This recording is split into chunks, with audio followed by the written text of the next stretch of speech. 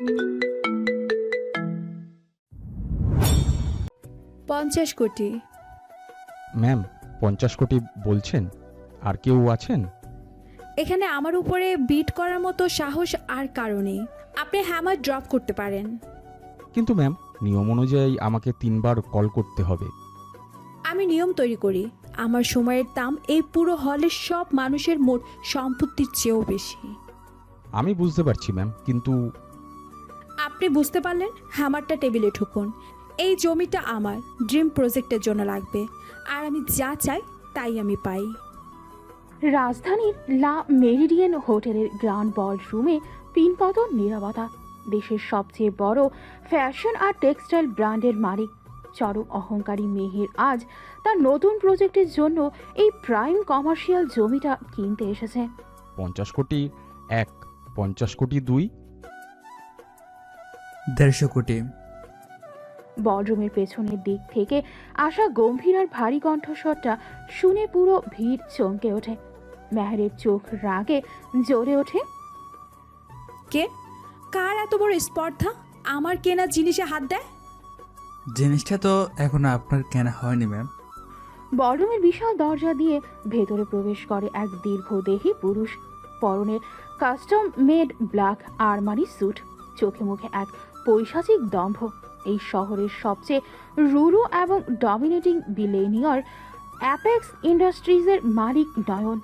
হোটেলের ছাদে তার প্রাইভেট হেলিকপ্টারের ব্লেড ঘোরার শব্দ এখনো হালকা শোনা যাচ্ছে। তুমি জানো তুমি কার মুখের উপর বিট করছো?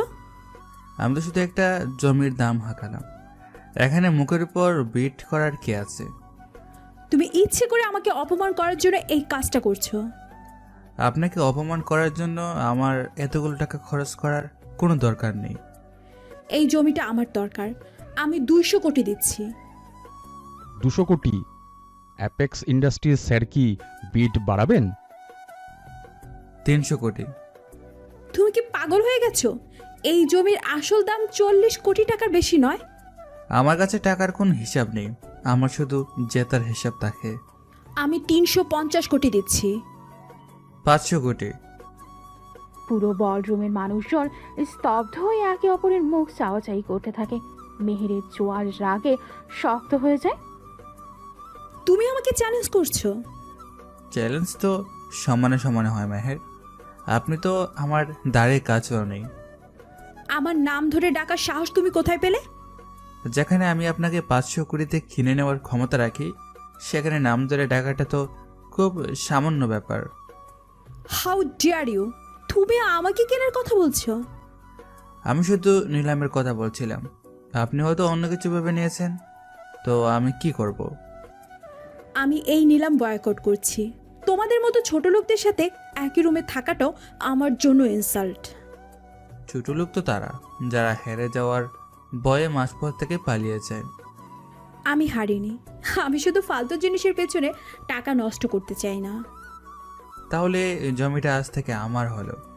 নিলামকারী পেপারস রেডি করুন। নয়ন খুব শান্ত পায়ে বলরুমের ভিআইপি লাউঞ্জের দিকে এগিয়ে যায়। মেহের অপমানে আর রাগে ফুঁসতে ফুঁসতে তার পেছনে যায়। লাউঞ্জটা একদম ফাঁকা, বাইরের মানুষের কোলাহল সেখানে পৌঁছাচ্ছে না। দাঁড়াও ওখানে। বলুন, জমিটা কি বাড়ায় লাগবে আপনার? তুমি নিজের লিমিট ক্রস করছো নয়ন। লিমিট তো আমি অনেক আগেই ক্রস করে এসেছি, এখন শুধু রাজত্ব করি। তুমি আমাকে পুরো অ্যালেট সমাজের সামনে অপমান করছো। এলিট সমাজ তো একটা সার্কাস, আর আপনি সেই সার্কাসের একটা দামি পুতুল। Shut up! তুমি জানো আমি কে? আপনি মেহের, যার বাপের অনেক টাকা আছে, আর সেই টাকার গরমে যে মাটিতে পা ফেলে না। আমার বাবা এই শহরের সবচেয়ে রেসপেক্টেড বিজনেসম্যান। রেসপেক্ট তো মানুষ টাকার ভয় করে, মন থেকে কজন করে সেটা তো আপনিও জানেন। তুমি আমাকে সাইকোলজি টর্চার করার চেষ্টা করছো। আমি শুধু আপনার ওই মিথ্যে অহংকারের আয়নাটা ভেঙে দিচ্ছি। আমার কোনো মিথ্যা অহংকার নেই। আমি যা আমি তাই। আপনি কিছুই না মেহের। আপনার বাবা যদি আজ রাস্তায় বসে যায়, কাল আপনাকে কেউ চিনবে ওটা। আমার বাবা কোনোদিন রাস্তায় বসবে না। রাস্তায় বসতে তো খুব বেশি সময় লাগে না, শুধু একটা সঠিক ধাক্কার প্রয়োজন হয়। তুমি আমাকে হুমকি দিচ্ছ? আমি হুমকি দেই না, আমি শুধু বাস্তবটা মনে করিয়ে দেই। তুমি একটা সাইকোপ্যাথ। তোমার মতো ইতর মানুষের সাথে কথা বলাটাই আমার ভুল হয়েছে। মেহের রাগে হিতাহিত জ্ঞান হারিয়ে নয়নের গালের সজোরে একটা চড় মারার জন্য ডান হাত শূন্যে ধরে, কিন্তু মেহেরের হাতটা নয়নের গাল পর্যন্ত পৌঁছানোর আগেই নয়ন বিদ্যুৎ গতিতে মেহেরের কবজি মাঝ পথে শক্ত করে চেপে ধরে। নয়নের রিফ্লেক্স এতই দ্রুত আর বন্য ছিল যে মেহের কিছু বুঝতেই পারে না। আহ, ছাড়ো আমার হাত। যে হাত সামলাতে পারবেন না সে হাত কখনো তুলতে নেই কুইন। নয়ন এক ঝটকায় মেহেরকে নিজের দিকে টেনে নেয় এবং লাউঞ্জের ভারী কাচের পিলারের সাথে তাকে সজোরে চেপে ধরে।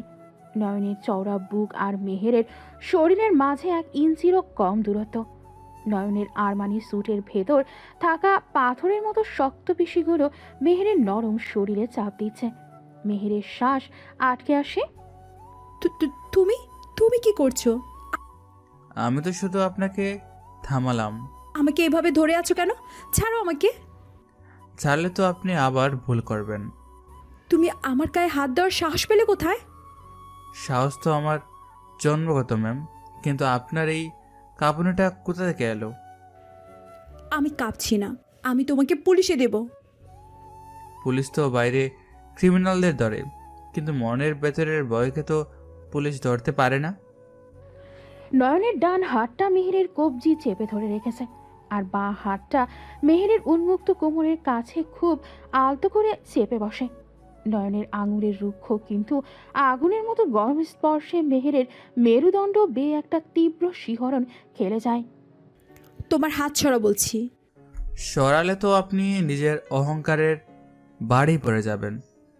তুমি একটা ইতর। আর আপনি একটা দামি বোতল, যাকে আজ আমি সবার সামনে হারিয়ে দিয়েছি। আমি হারিনি। আমি কখনো হারি না। আপনার চোখ কিন্তু অন্য কথা বলছে। আমার চোখ কি বলছে? আপনার চোখ বলছে যে আপনি এই মুহূর্তে আমাকে ঘৃণা করছেন, কিন্তু আমার এই ডমিনেন্সটা আপনি ভেতর থেকে মেনে নিচ্ছেন। Shut up. তুমি খুব নোংরা কথা বলছো। সত্যি কথাগুলো তো সবসময় নোংরাই শোনা যায় মেহের। তোমার গায়ের গন্ধ। তুমি আমাকে পাগল করে দিচ্ছ। পাগল তো আপনি এমনিতেই হবেন খুব তাড়াতাড়ি। নয়ন মেহেরের কানের একদম কাছে মুখ নিয়ে আসে। নয়নের গরম নিঃশ্বাস মেহেরের ঘাড়ে আছড়ে পড়ছে। নয়নের দামি পারফিউম আর একটা উগ্র পুরুষালী গন্ধ মেহেরের স্নায়ুগুলোকে পুরোপুরি অবশ করে দিচ্ছে। আমাকে ছেড়ে দাও প্লিজ। কেউ দেখে ফেলবে। ভয় পাচ্ছেন নাকি এই মুহূর্তটা উপভোগ করছেন? আমি তোমাকে ঘৃণা করি। ঘৃণা আর কামনার মাঝখানের লাইনটা কিন্তু খুব পাতলা হয় মেহের। তুমি আমাকে ইনসাল্ট করার জন্য এটা করছো। ইনসাল্ট তো আপনি অনেক আগে হয়েছেন, এখন শুধু আপনি আমার পাওনাটা নিচ্ছি। তুমি কি চাও আমার কাছে? আপনাকে তো আমি 520-তে কিনে নিয়েছি, এখন যা চাইবো তা তো পাবো, তাই না? তুমি জমিটা কিনছো, আমাকে নয়। জমিটা তো শুধু একটা ছুতো ছিল, আমার আসল টার্গেট তো আপনার ওই অহংকার। আমার অহংকার তুমি ভাঙতে পারবে না নয়ন। ভাঙতে তো আমি শুরু করে দিয়েছি। এই যে আমার বুকের সাথে লেপ্টে থাকা আপনার শরীরটা কাঁপছে, এটাই তো আপনার পতনের শুরু। নয়ন আচমকা মেহেরকে ছেড়ে দিয়ে 1 পা পিছিয়ে যায়। মেহের পিলারের সাপোর্টে হারিয়ে একটু টলমল করে ওঠে। তার বুক দ্রুত ওঠানামা করছে আর সারা শরীর এক অজানা উত্তেজনায় কাঁপছে। আপনার পারফিউমটা খুব দামি, কিন্তু আপনার ভেতরের শূন্যতাটা তার চেয়েও বেশি সস্তা। তুমি আমাকে ব্ল্যাকমেল করতে চাইছো? আমি ব্ল্যাকমেল করি না, আমি শুধু রিয়েলিটি চেক দিই। আমি তোমাকে ছাড়বো না নয়ন। তুমি আজ আমার সাথে যা করলে এর ফল তোমাকে ভুগতে হবে। আমি তো সব কিছুর জন্য প্রস্তুত হয়ে এসেছি। তোমার এই দম্ভ আমি আজকেই ভেঙে দেব। ভাঙার চেষ্টা করে দেখতে পারেন, কিন্তু গাছ ভাঙলে তো নিজের হাতেই আগে কাটে। নয়ন খুব শান্তভাবে পকেট থেকে একটা কালো রঙের সানগ্লাস বের করে চোখে পড়ে। মেহের শুধু স্তব্ধ হয়ে তাকিয়ে থাকে। এই লোকটার পুরো বডি ল্যাঙ্গুয়েজ, তার কথা বলার স্টাইল, সব কিছুই এত সাইকোপ্যাথিক আর ডমিনেটিং যে মেহেরের ভেতরের নারীর সত্তা বারবার তার কাছে হার মানতে চাইছে। আমি কি এখন যেতে পারি ম্যাম, নাকি আরও কিছু চর মারার বাকি আছে? Get out, just get out from my here. অবশ্যই, তবে যাওয়ার আগে একটা কথা বলে যাই। আমি তোমার কোনো কথা শুনতে চাই না। আপনার ড্রিম প্রজেক্টের জমিটার উপর কাল সকাল থেকে আমি একটা ডাস্টবিন বানানোর কাজ শুরু করব। হোয়াট? তুমি 500 কোটি টাকার জমিতে ডাস্টবিন বানাবে? কারণ আমার কাছে আপনাদের ওই এলিট সমাজের সবচেয়ে চেয়ে একটা ডাস্টবিনের দাম অনেক বেশি। তুমি একটা পাগল। পাগল তো আমি অনেক আগেই হয়েছি, আবার পুরো শহরকে পাগল করার পালা। নয়ন একটা বাঁকা ভয়ঙ্কর হাসি দিয়ে লাউঞ্জের দরজা খুলে বেরিয়ে যায়। মেহের দরজার দিকে তাকিয়ে পাথর হয়ে দাঁড়িয়ে থাকে। তার মাথার ভেতর নয়নের শেষ কথাটা হাতুড়ির মতো আঘাত করতে থাকে। এই লোকটা 500 কোটি টাকা দিয়ে একটা জমি কিনল শুধু সেখানে একটা ডাস্টবিন বানানোর জন্য। এর পেছনে কি রহস্য লুকিয়ে আছে? দর্শক, অবশ্যই এর পেছনে একটি রহস্য লুকিয়ে আছে। রহস্যটা জানতে হলে শেষ পর্যন্ত গল্পটা শুনতে হবে। লাউঞ্জ থেকে বেরিয়ে নয়ন সোজা হোটেলের পার্কিং লটের দিকে চলে যায়। তার প্রাইভেট হেলিকপ্টারটা ততক্ষণে চলে গেছে। এখন তার জন্য একটা কালো রঙের রোলস রয়েস অপেক্ষা করছে। গাড়ির বাইরে দাঁড়িয়ে আছে তার বিশ্বস্ত ডান হাত কবির। বস, নিলামের পেপারস রেডি হয়ে গেছে। গুড, পেমেন্ট ক্লিয়ার করে দাও। কিন্তু বস, ওই জমিটার মার্কেট ভ্যালু তো 40 কোটির বেশি না। আপনি 500 কোটি কেন দিলেন? কারণ মেহেরের অহংকারের দাম আমার কাছে 500 কোটির চেয়েও বেশি। মেয়েটা তো খুব রেগে আছে মনে হলো। ওর রাগটাই তো আমার দরকার কবির। কিন্তু ওই জমিতে আপনি কি প্রজেক্ট করবেন? আমি তো মেহেরকে বলি এলাম আমি ওখানে একটা বিশাল ডাস্টবিন বানাবো। ডাস্টবিন? আপনি কি সিরিয়াস বস? আমি সবসময় সিরিয়াস থাকি কবির। এই শহরে এলিটরা যেন মনে রাখে ওদের সবচেয়ে দামি জায়গা আমার কাছে একটা ময়লার বাগার ছাড়ার কিছুই না। বুঝতে পেরেছি বস। আর মেহেরের কোম্পানির ব্যাপারে কি করব? মেহের তো এখন প্রতিশোধ নেওয়ার জন্য পাগল হয়ে থাকবে। ও নিশ্চিত আবার সাপ্লাই চেইনে হাত দেওয়ার চেষ্টা করবে। আমি কি ওর কোনো সাপ্লাই আটকে দেব? না, আমরা ওর সাপ্লাই আটকাবো না, আমরা ওর কোম্পানির বেতনটা কিনে নেব। মানে ওর ইনভেস্টরদের টার্গেট করব? হ্যাঁ, কাল সকালের মধ্যে মেহেরের কোম্পানির টপ 5 জন ইনভেস্টরকে আমাদের অ্যাপেক্স ইন্ডাস্ট্রিজে জয়েন করিয়ে নাও। ওরা কি এত সহজে আসতে চাইবে বস? টাকা দিলে এই শহরের কুকুররাও শিয়ালের দিকে গেউ গেউ করে। ওদের ডাবল টাকা অফার করো। এস বস। কাল সকালে মেহেরের কোম্পানির শেয়ার মার্কেট তাহলে ক্র্যাশ করছে। ক্যাশ তো করবেই, আর তখন ওই অহংকারী মেয়েটা নিজে ছুটে আসবে আমার অফিসে। সব রেডি হয়ে যায় বস। নয়ন রোলস রয়েসের পেছনের সিটে গিয়ে বসে। কবির দরজাটা বন্ধ করে দিয়ে ড্রাইভিং সিটে বসে গাড়ি স্টার্ট দেয়। গাড়িটা হোটেলের পার্কিং লট থেকে বেরিয়ে ঢাকার ব্যস্ত রাস্তায় মিশে যায়। গাড়ির ভেতরের হালকা অন্ধকার। নয়ন জানালার বাইরে তাকিয়ে আছে। রাস্তার পাশে একটা ছোট ডাস্টবিনের কাছে একটা পথ শিশু কিছু খাবার খুঁজছে। দৃশ্যটা দেখার সাথে সাথেই নয়নের চোখের সামনে 20 বছর আগের একটা ভয়াবহ স্মৃতি ফ্ল্যাশব্যাকের মতো ভেসে ওঠে। 20 বছর আগের সেই রাত, ঢাকার একটা পচা বস্তির অন্ধকার গলি, একটা দামি কালো গাড়ির হেডলাইটের তীব্র আলো, আর সেই আলোর সামনে নয়নের মায়ের আর্তনাদ। মা, আমি তোমাকে বাঁচাতে পারিনি। নয়নের চোখের মনি লাল হয়ে ওঠে, তার হাতের মুঠো শক্ত হয়ে যায়। আকবর শিকদার, তুই আমার মাকে ওইভাবে ছিঁড়ে করে খেয়েছিলি। তুই আমাকে রাস্তায় ঠুকাই বানিয়েছিলি। তোর এই এলের সমাজের অহংকারের মাটিতে মিশিয়ে দেব। বস, আপনি কি ঠিক আছেন? আমি ঠিক আছি কবির। আপনাকে দেখে মনে হচ্ছে আপনি কিছু নিয়ে খুব বিরক্ত। বিরক্ত তো আমি আমার এই জীবনটা নিয়েই। আকবর শিকদারের ব্যাপারে কি কোনো মুভমেন্ট করব বস? আকবর তো এখন মেহেরের অভিভাবক সেজে বসে আছে। ও মেহেরকে আমার বিরুদ্ধে ব্যবহার করার চেষ্টা করবে। আকবর শিকদার তো খুব পাওয়ারফুল লোক বস। ওর আন্ডারওয়ার্ল্ডে অনেক লোক আছে। ওর আন্ডারওয়ার্ল্ড তো আমি নিজের হাতে তৈরি করেছি। ওকে আমি তিলে তিলে মারবো। আমরা কি ওর কোনো ক্যাসিনো বা ক্লাবে অ্যাটাক করব? ওর এই ব্লু মুন ক্লাবটা আজ রাতেই জ্বালিয়ে দে। আজ রাতেই? পুলিশ তো ইনভলভ হয়ে যাবে বস। পুলিশ তো আসবে। আমি তো চাই পুলিশ আসুক, যাতে আকবর শিকদারের রাতের ঘুম হারাম হয়ে যায়। আমি লোক পাঠিয়ে দিচ্ছি বস। কেউ যেন বুঝতে না পারে যে আগুনটা আমরা লাগিয়েছি, জাস্ট একটা শর্ট সার্কিট। কাজ হয়ে যাবে বস। নয়ন সিটে হেলান দিয়ে চোখ বন্ধ করে নেয়। তার মাথার ভেতর মেহেরের ওই চটফট করা শরীর আর আকবর শিকদারের সেই পৈশাসিক হাসির স্মৃতিগুলো একসাথে ঘুরপাক খাচ্ছে। এই শহরের ছাই থেকে উঠে আসা একটা টোকাই আজ দাবানল হয়ে পুরো এলিট সমাজকে পোড়ানোর প্রস্তুতি নিচ্ছে। আর সেই দাবানলের প্রথম শিকার হতে চলেছে চরম অহংকারী মেহের। কিন্তু প্রশ্ন হলো, মেহের কেন? যেহেতু নয়নের আসল শত্রু হলো আকবর শিকদার, এই প্রশ্নটির উত্তর পেতে শেষ পর্যন্ত দেখতে হবে। গতকাল রাতে সেই নিলামের পর সকালের আরো ফুটতেই মেহেরের টেক্সটাইল কোম্পানির হেডকোয়ার্টার্সে একটা ভয়ঙ্কর ঝড় আসে পড়ে। মেহের নিজের চেম্বারে বসে রাগে কাঁপছে।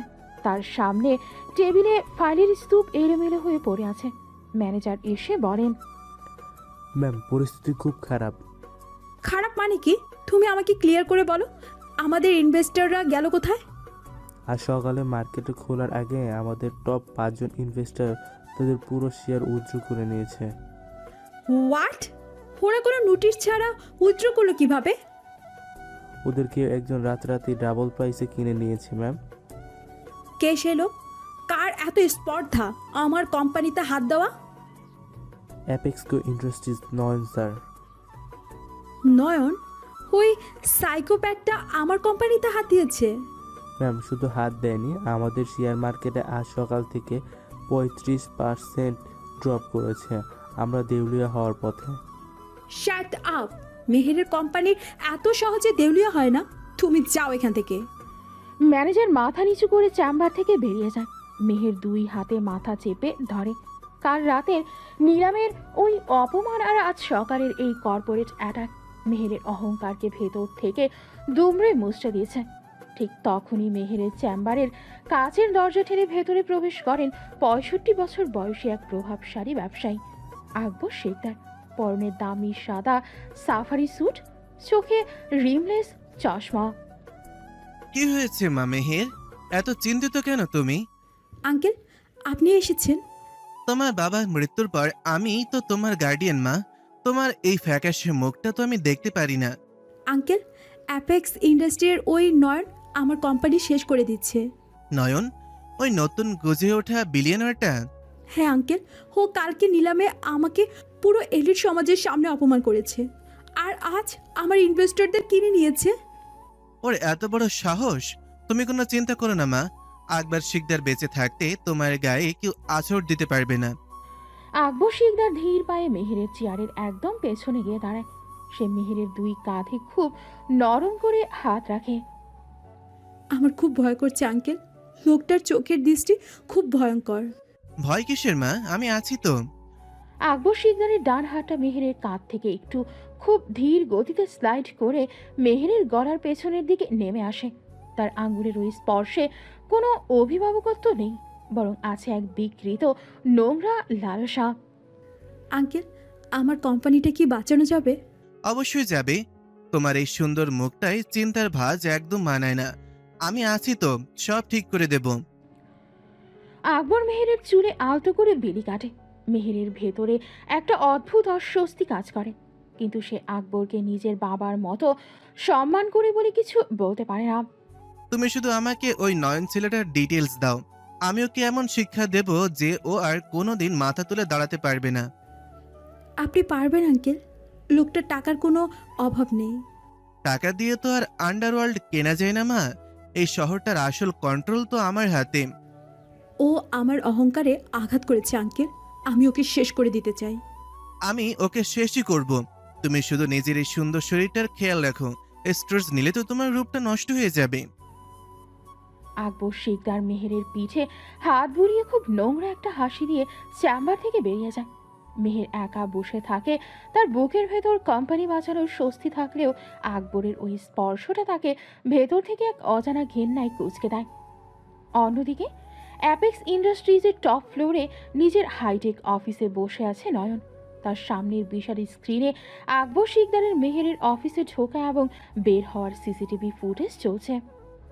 বস, আপনার প্ল্যান অনুযায়ী মেহেরের কোম্পানি এখন প্রায় ধ্বংসের মুখে। ওটা তো শুধু একটা ট্রেলার ছিল কবির, আসল সিনেমা তো এবার শুরু হবে। কিন্তু বস, আকবর শিকদার তো মেহেরের অফিসে গিয়েছিল। আমি দেখেছি। লোকটা মেহেরকে সাপোর্ট দেওয়ার প্রমিস করেছে। মনে হচ্ছে ও আপনার বিরুদ্ধে কোনো অ্যাকশন নেবে। নিতে দে, ওর অ্যাকশনের জন্যই তো আমি 20 বছর ধরে অপেক্ষা করছি। বস, কাল রাতে আপনার অর্ডার মতো আকবর শিকদারের ওই ব্লু মুন ক্লাবে আমরা আগুন লাগিয়ে দিয়েছি। পুরো ছাই হয়ে গেছে। আকবর কি জানে এটা কে করেছে? ও এখনো শিওর না, তবে ওর সন্দেহ আপনার উপরেই পড়বে। কারণ কাল নিলামে আপনি যেই পাওয়ার শো করেছেন তাতে ওর ইগোতে লেগেছে।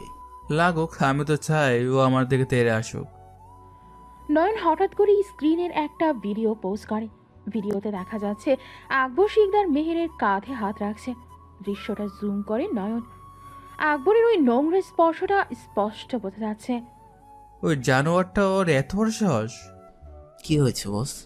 ওই শোরটা মেহেরের গায়ে হাত দিয়েছে, দেখতে পাচ্ছিস না কবির? বস, আকবর তো মেহেরের বাবার বন্ধু, হয়তো সান্ত্বনা দিচ্ছে। শান্ত না, আমি ওই জানোয়ারটাকে চিনি কবির। 20 বছর আগে ও এভাবেই আমার মায়ের গায়ে হাত দিয়েছিল। নয়নের হাতের মুঠোয় থাকা কাছের পেপারওয়েটটা সজোরে চাপে মট করে একটা শব্দ হয়। নয়নের চোখ দুটো আক্ষরিক অর্থেই রক্তবর্ণ হয়ে ওঠে। যে হাত দিয়ে ও আমার মাকে চুয়েছিল, সে হাত দিয়ে ও আজ মেহেরকে চুচ্ছে। বস, আপনি শান্ত হন। আমি শান্ত আছি কবির। মেহের যতই অহংকারী হোক, ও একটা মেয়ে। আর আকবর শিকদার মেয়েদের মাংস ছাড়া কিছুই বোঝে না। আকবর হয়তো আজ রাতেই আপনার উপর অ্যাটাক করার জন্য লোক পাঠাবে। পারতে দে, আমি তো আমার আন্ডারগ্রাউন্ড রুমটা অনেকদিন ধরেই ফাঁকা ফেলে রেখেছি। গুন্ডাগুলো এলে কি পুলিশে দেবো বস? পুলিশ? আমার বিচার তো আমি নিজের হাতেই করি কবির। আজকে রাতে আমি ওদের বোঝাবো অ্যাপেক্স ইন্ডাস্ট্রিজের মালিকের অতীতটা কতটা ভয়ঙ্কর। রাত 2টো। ঢাকার উপকণ্ঠে অ্যাপেক্স ইন্ডাস্ট্রিজের একটা গোপন ওয়্যারহাউস। ওই ওয়্যারহাউসের একদম নিচে একটা sound proof underground interrogation room আছে। ঘরের ভেতরটা কনকনে ঠান্ডা। সিলিং থেকে ঝোলানো একটা ভারী মেটালের চেইনের সাথে 5 জন বলিষ্ঠ গুন্ডাকে বেঁধে রাখা হয়েছে। তাদের মুখে কালো কাপড় বাঁধা। ভারী লোহার দরজা খুলে ভেতরে প্রবেশ করে নয়ন। তার পরনে একটা সাদা শার্ট, যার হাতা দুটো কোণে পর্যন্ত গোটানো। মুখটা একদম শান্ত, কিন্তু চোখের দৃষ্টিতে এক পৈশাচিক খুনের নেশা। মুখের কাপড়গুলো খুলে দাও কবির। কবির একে একে গুন্ডাদের মুখের কালো কাপড় খুলে দেয়। গুন্ডারা চারদিক তাকিয়ে ভয় পেয়ে যায়। আমাদের এখানে কে আনছে? বাঁধন খোল। বাদন তো আমি তোদের খুলতে এনেছি, তবে শরীরের জয়েন্টটা দেখে। তুই কে রে? তুই জানিস আমরা কার লোক? হ্যাঁ, আকবর শিকদার তোদের পাঠিয়েছে আমার রোলস রয়েলস গাড়িতে বোম ফিট করতে, তাই না? তুই নয়ন, তুই তো একটা বিজনেসম্যান। তোরা তো সাহস, তুই আমাদের তুই আনছিস? বিজনেসম্যান তো আমি দিনের আলোতে, রাতের অন্ধকারে তো আমি একটা জানোয়ার। আকবর ভয় জানতে পারলে তোরে কাইটটা বুড়িগঙ্গায় ভাসায় দিব। আকবর তো তোদের খবরই রাখে না, ও তো নিজের প্রাণ বাঁচাতে ব্যস্ত। নয়ন খুব শান্তভাবে গুন্ডা একের সামনে গিয়ে দাঁড়ায়। লোকটার চোখের দিকে এক দৃষ্টে তাকিয়ে থাকে। তোদের আকবর ভাই তো মেয়েদের খুব সম্মান করে, তাই না? তোর বাপের কি রে? তুই আমাদের ছাড়বি নাকি? আমি চিল্লামু। চিল্লাতে পারিস, এই ঘরটা সাউন্ড প্রুফ। তোর চিৎকার শুধু আমি আর ওই দেওয়ালগুলি শুনবে। গুন্ডাটা নয়নের মুখে থুতু ছিটিয়ে দেয়। নয়ন পকেট থেকে একটা সাদা রুমাল বের করে খুব শান্তভাবে নিজের মুখটা মোছে। ভুল করলি। নয়ন চোখের পলকে নিজের ডান হাত দিয়ে গুন্ডাটার বাঁ হাতের কনুইয়ের জয়েন্টটা শক্ত করে ধরে। কোনো বন্দুক বা হাতিয়ার নয়, নয়ন তার নিজের পেশির শক্তি দিয়ে লোকটার হাতটা উল্টো দিকে সজোরে একটা মোচড় দেয়। আ হাড় ভাঙার মট করে একটা বীভৎস শব্দ পুরো ঘরে প্রতিধ্বনিত হয়। গুন্ডাটার হাতের হাড় চামড়া ফুঁড়ে বেরিয়ে আসে। সে যন্ত্রণায় আকাশ কাঁপিয়ে চিৎকার করতে থাকে। ভয় ভয় ওরে ওরে মাইরা ফেললো রে। মেরে তো আমি এখনো ফেলিনি, মৃত্যুতে তোদের কাছে এখন আশীর্বাদ মনে হবে। নয়ন এবার দ্বিতীয় গুন্ডাটার দিকে ঘোরে। তার চোখে কোনো মায়া নেই, শুধু এক সাইকোপ্যাথের মতো ঠান্ডা হিসেব। তোরা তো আকবর শিকদারের হয়ে অনেক মেয়ের রেপ ভিডিও করেছিস, তাই না? আমরা আমরা কিচ্ছু জানি না স্যার, আমাদের আমাদের ছাইরা দেন। তোদের হাতগুলো তো খুব নোংরা।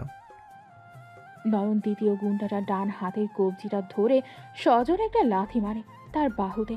কবজির হাড়টা আক্ষরিক অর্থেই দুই টুকরো হয়ে যায়। মাগো মাগো আমার হাত যে হাত মেয়েদের গায়ে ওঠে সে হাত আমি শরীর থেকে আলাদা করে দিই। স্যার, আমাদের মাফ করে দেন স্যার, আমরা আর আকবর ভাইয়ের কাজ করুম না। মাফ তো উপরওয়ালা করে, আমি তো শুধু শাস্তি দিই। নয়ন এবার তৃতীয় গুন্ডাটার কলার চেপে ধরে, তার মুখটা গুন্ডাটার কানের একদম কাছে নিয়ে যায়। তোর আকবর ভাইকে গিয়ে বলবি এই শহরটা এখন আর ওর বাবার সম্পত্তি নয়। আমি বলুম স্যার, আমি সব বলুম।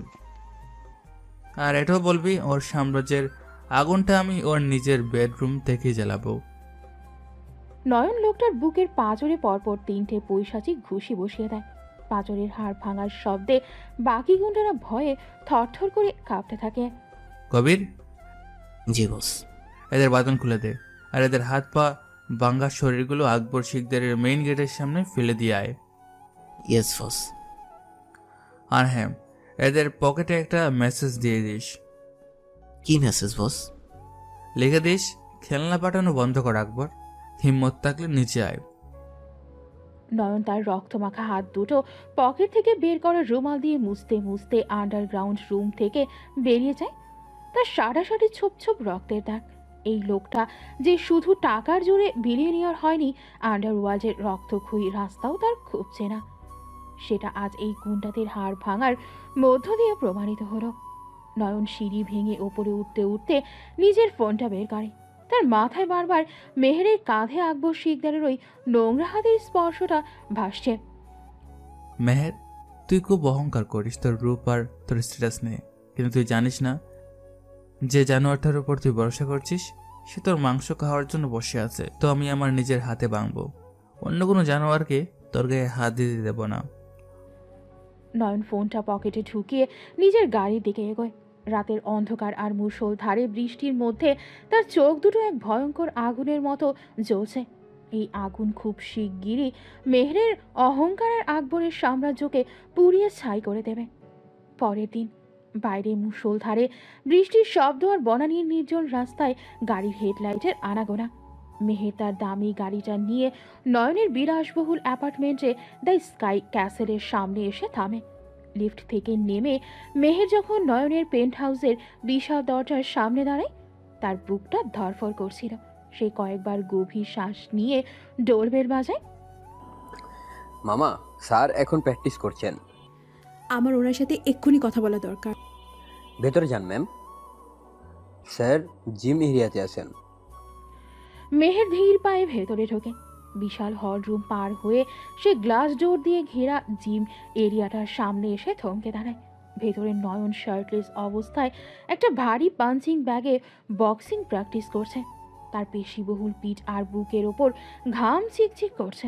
প্রতিটি ঘুষির সাথে তার হাতের শিরার কাজগুলো স্পষ্ট বোঝা যাচ্ছে।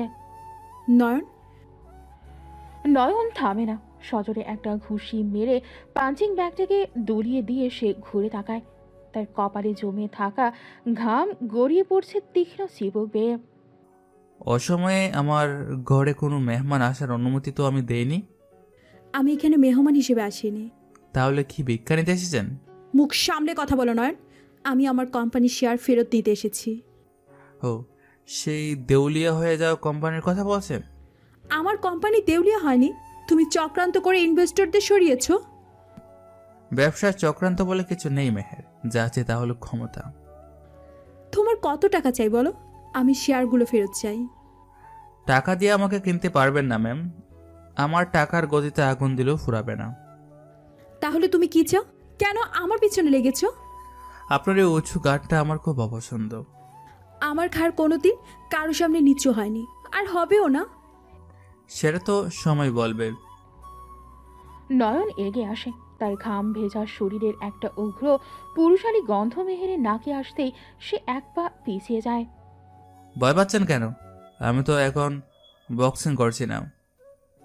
আমি তোমাকে ভয় পাই না। আপনার চোখ কিন্তু অন্য কথা বলছে। শোনো, আমি এখানে তর্ক করতে আসিনি। শেয়ারগুলো ফেরত দাও। ফেরত তো দেবো, তবে মাগনা নয়। কি শর্ত তোমার?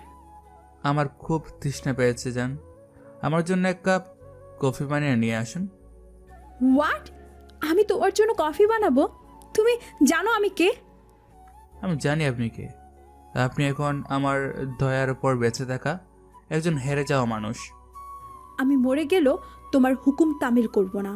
তাহলে দরজা ওইদিকে। শেয়ারগুলো কাল সকালে আমি জ্বালিয়ে দেব। তুমি তুমি এত বড় শয়তান হতে পারো না। শয়তান তো আমি মাত্র হতে শুরু করলাম। মেহের রাগে থরথর করে কাঁপতে থাকে।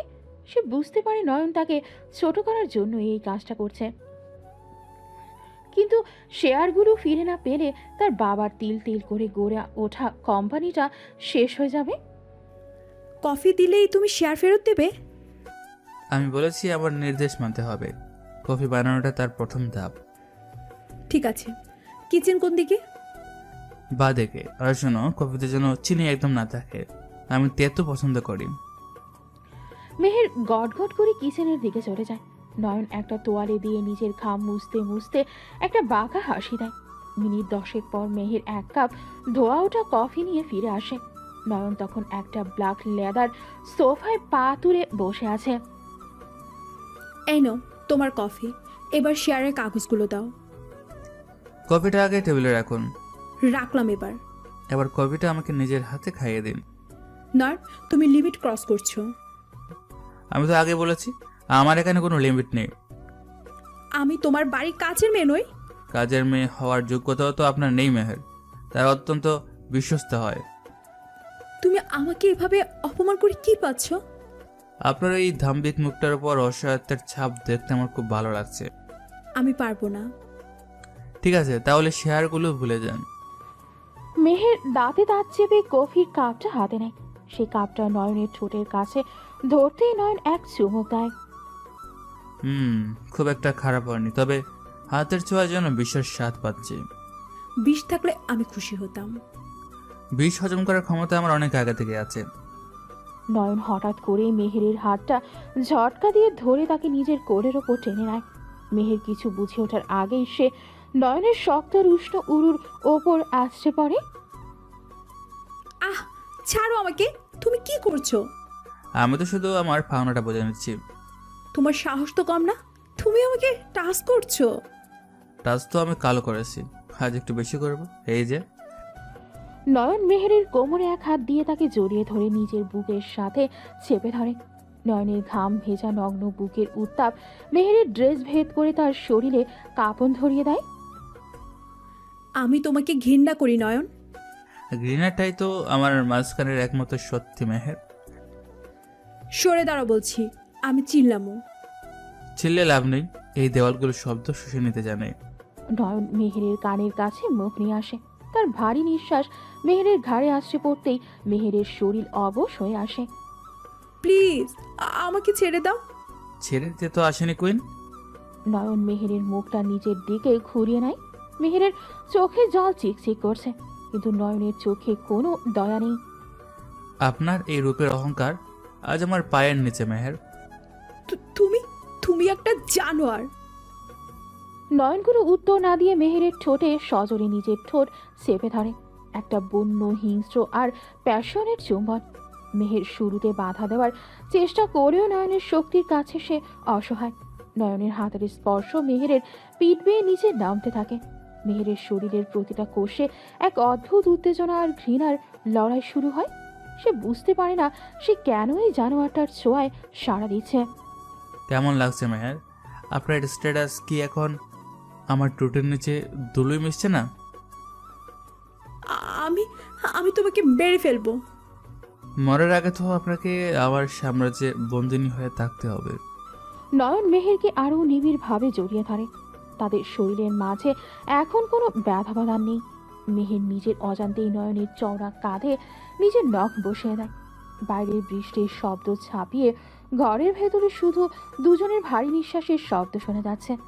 নয়নের ডমিনেন্স আর মেহেরের ভাঙা অহংকার মিলেমিশে একাকার হয়ে যায় এক নিষিদ্ধ আবেশে। বেশ কিছুক্ষণ পর নয়ন মেহেরকে ছেড়ে দেয়। মেহের টলতে টলতে সোফা থেকে উঠে দাঁড়ায়। তার লিপস্টিক লেপটে গেছে, চুলগুলো এলোমেলো। শেয়ারের কাগজগুলো কাল সকালে আপনার অফিসে পৌঁছে যাবে। তুমি তুমি খুব নিচু নয়ন। আর নিচ তো আমি বটে, রাস্তায় থাকতে থাকতে ওপরের আকাশটা দেখা ভুলে গেছি। রাস্তা? তুমি রাস্তার কথা বলছো কেন? সেটা আপনার জানার দরকার নেই। এখন যান, আমার ঘুম পাচ্ছে। মেহের আর এক মুহূর্ত সেখানে দাঁড়ায় না। সে প্রায় দৌড়ে পেন্ট হাউস থেকে বেরিয়ে যায়। তার শরীর তখনও কাঁপছে এক অজানা শিহরণে। মেহের চলে যাওয়ার পর নয়নের মুখের সেই ডমিনেটিং হাসিটা নিভে যায়। তার চোখে এক গভীর বিষাদ আর আক্রোশ ফুটে ওঠে। সে নিজের রক্তাক্ত হাতে পাঞ্চিং ব্যাগের দিকে তাকায়। নয়ন ধীর পায়ে তার বেডরুমের এক কোণায় থাকা একটা গোপন লকারের সামনে গিয়ে দাঁড়ায়। সে আঙুলের ছাপে লকারটা খোলে। ভেতরে খুব দামি কোনো গয়না বা টাকা নেই, আছে শুধু একটা পুরনো জং ধরা ট্রাঙ্ক। নয়ন ট্রাঙ্কটা খুলে ভেতর থেকে একটা ভাঁজ করা শাড়ি বের করে। শাড়িটা সুতি, সাদা জমিনে লাল পাড়, কিন্তু শাড়িটার মাঝখানে বড় বড় কালচে রক্তের দাগ। শাড়িটা জায়গায় জায়গায় ছিঁড়ে গেছে, যেন কেউ পশুর মতো টেনে ছিঁড়েছে। মা, আমি আজও ভুলিনি।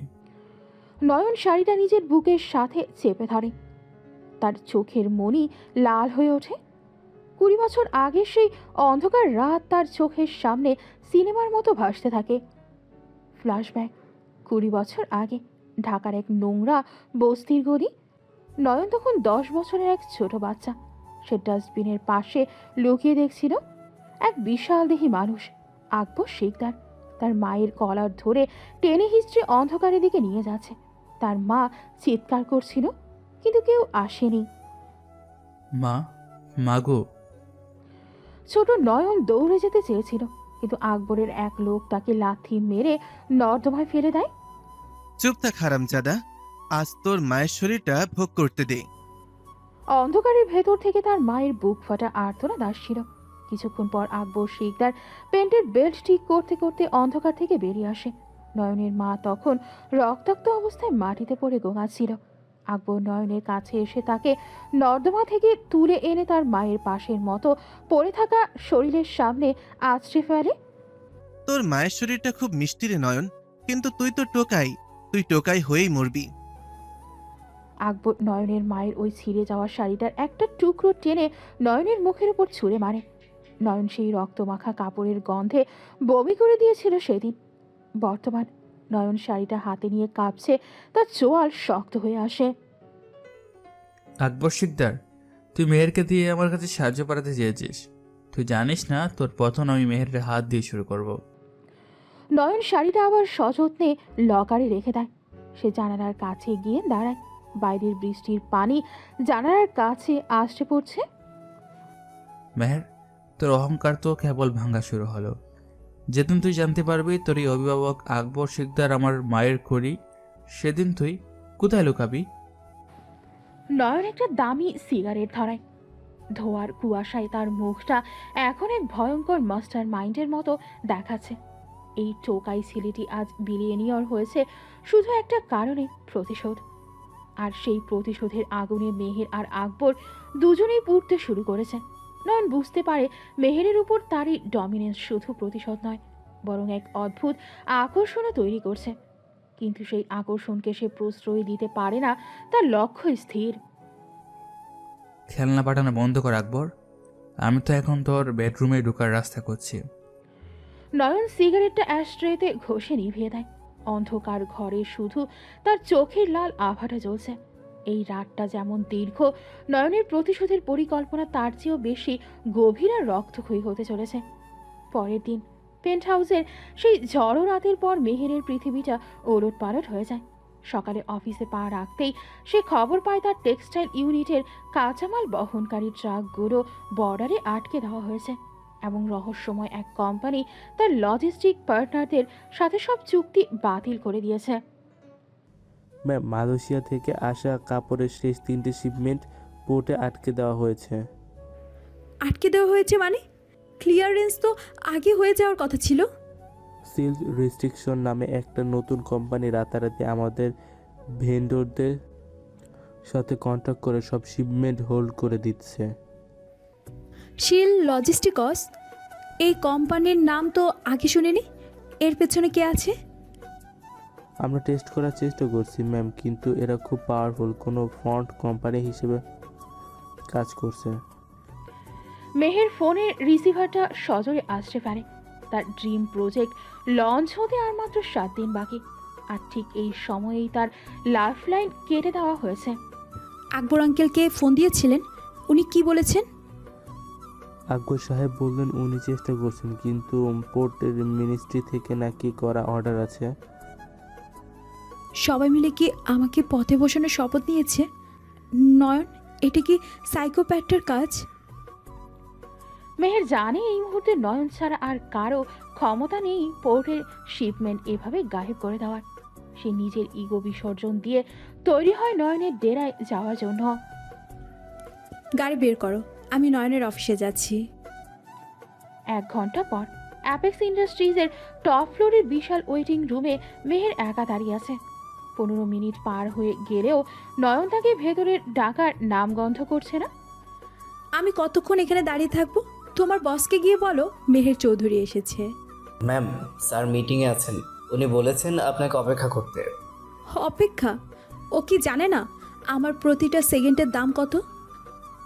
ঠিক তখনই অফিসের ভারী ও এক কাঠের দরজাটা খুলে যায়। নয়ন ভেতর থেকে শান্ত পায়ে বেরিয়ে আসে। তার হাতে একটা ট্যাবলেটে কিছু গ্রাফ চলছে। বাইরে তো চিৎকার কিসের? মেহের, আপনি কি এখনো শিখলেন না যে আমার এখানে ধৈর্য শেষ কথা? ধৈর্য দেখার সময় আমার নেই নয়ন। তুমি আমার শিপমেন্ট কেন আটকেছ? শিপমেন্ট? আমি তো লজিস্টিক্স বিজনেসে নেই ম্যাম। আপনি ভুল দরজায় করেন আছেন না তো? নাটক বন্ধ করো। শিল লজিস্টিকস তোমার পে নামি কোম্পানি, আমি জানি। প্রমাণ আছে? প্রমাণ ছাড়া কথা বলা তো আপনার মতো স্মার্ট বিজনেসম্যানের সাজে না। তুমি চাও আমি তোমার পায়ে ধরি, তাই তো?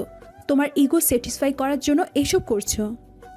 পায়ে তো আপনি এমনিতেই ধরবেন, তবে আজ নয়, অন্য কোনো দিন। ভেতরে আসুন। নয়ন ঘুরে নিজের চেম্বারের দিকে হাঁটা দেয়। মেহের রাগে কাঁপতে কাঁপতে তার পেছনে গিয়ে ঢোকে। বিশাল চেম্বারের মাঝখানে কারো কাছে টেবিলটা যেন একটা রণক্ষেত্র। বসুন। কফি খাবেন নাকি আজ নিজের তিতো মেজাজটাই গিলবেন? আমার শিপমেন্ট রিলিজ করো নয়ন, আমি তোমার সব শর্ত মানতে রাজি। সব শর্ত? ভেবে বলছেন তো? আমি কিন্তু খুব লোভী মানুষ। তুমি আমার কোম্পানির কত % শেয়ার চাও বলো? আপনার জরার জীর্ণ কোম্পানির শেয়ার নিয়ে আমি কি করব? আমার তো এখন বড় শিকার চাই। বড় শিকার মানে? তুমি কি বলতে চাইছো? আমি চাই আপনি আমার সাথে একটা জয়েন্ট ভেঞ্চার সাইন করুন। আপনার ডিজাইন আর আমার ডিস্ট্রিবিউশন। তার মানে তুমি আমার পুরো ব্র্যান্ডটা নিজে দখলে নিতে চাইছো? দখল নয় মেহের, এটাকে বলে অ্যালায়েন্স। আপনি যদি সাইন করেন তবে শিল্ড লজিস্টিক্স আজ রাতেই আপনার শিপমেন্ট ছেড়ে দেবে। তুমি আমাকে বাধ্য করছো তোমার পার্টনার হতে। আমি তোমাকে ঘৃণা করি। ঘৃণা তো আপনি গত রাতও করেছিলেন, কিন্তু কফির টেবিলে আপনার আত্মসমর্পণটা তো অন্যরকম ছিল। ওই কথা আর মুখে আনবে না। তুমি একটা ব্ল্যাকমেইলার। আমি শুধু সুযোগের সদ্ব্যবহার করি। আপনার শিপমেন্ট যদি কাল সকালে না পৌঁছায় তবে আপনার কোম্পানি দেউলিয়া হয়ে যাবে। ডিসিশন আপনার। মেহেরের সামনে আর কোনো পথ নেই। সে বুঝতে পারছে নয়ন তাকে চারদিক থেকে ঘিরে ফেলেছে। সে কাঁপা হাতে পেনটা তুলে নেয়। আমি সাইন করছি, তুমি কিন্তু মনে রেখো নয়ন, এই চুক্তির প্রতিটি অক্ষর আমি তোমার রক্ত দিয়ে মুছবো।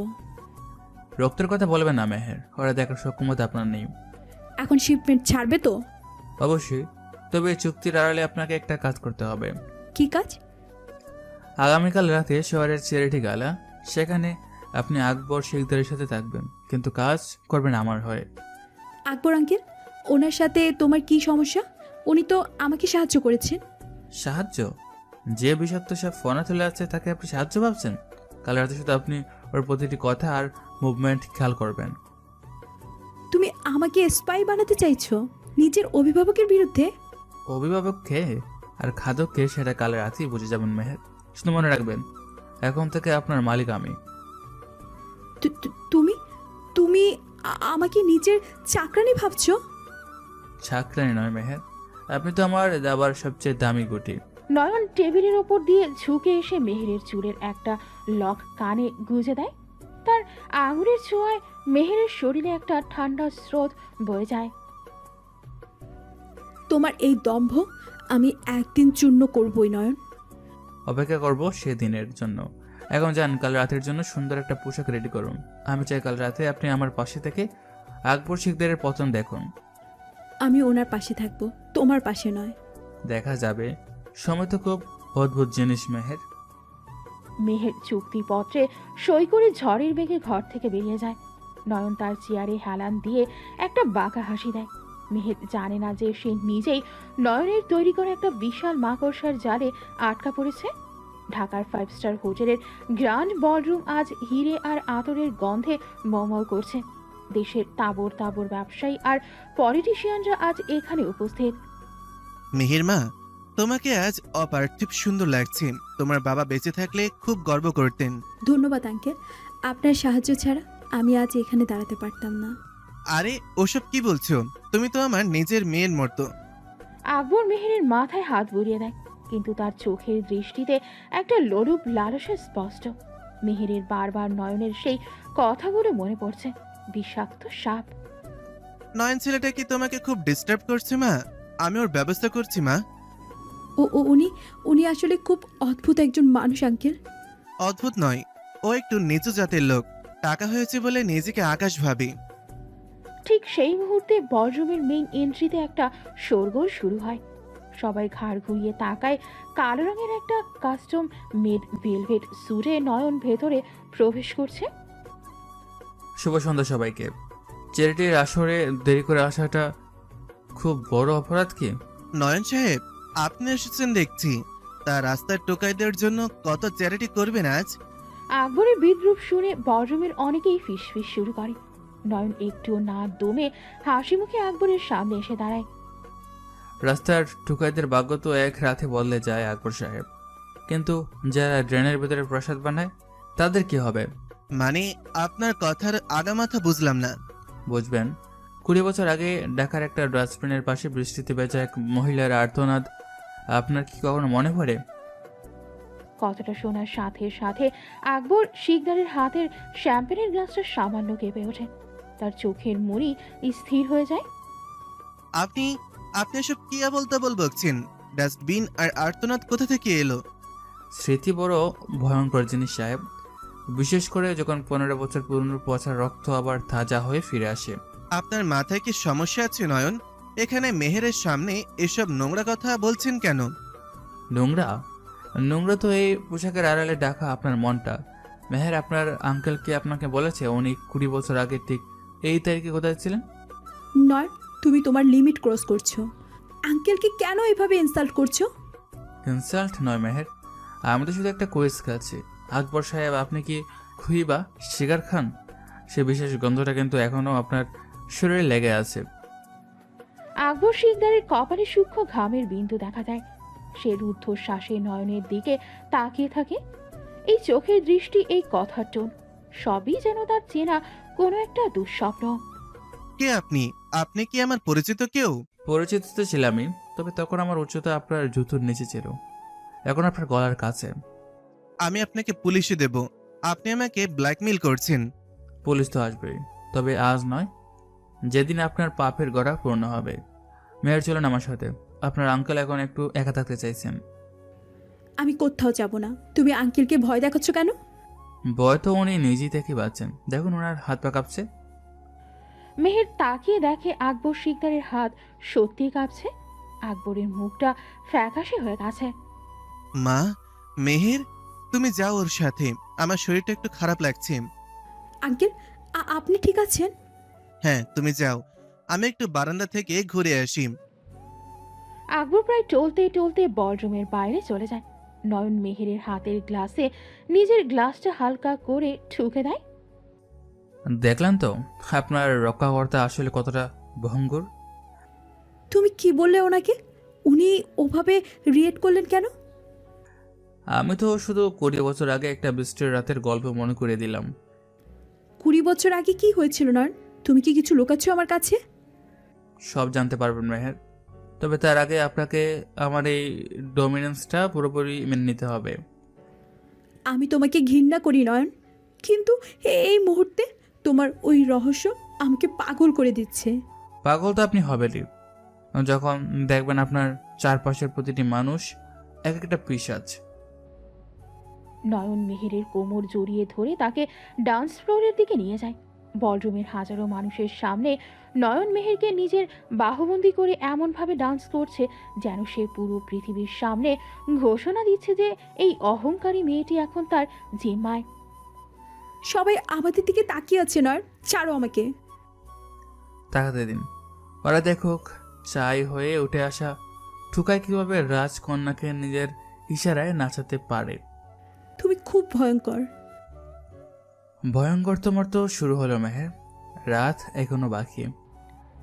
নয়ন মেহেরের ঘাড়ে মুখ ডুবিয়ে খুব গভীর একটা শ্বাস নেয়। মেহেরের শরীর অবশ হয়ে আসছে। আকবর সিদ্ধার দূর থেকে অন্ধকার ব্যালকনিতে দাঁড়িয়ে কাঁপতে কাঁপতে নিজের ফোন বের করে।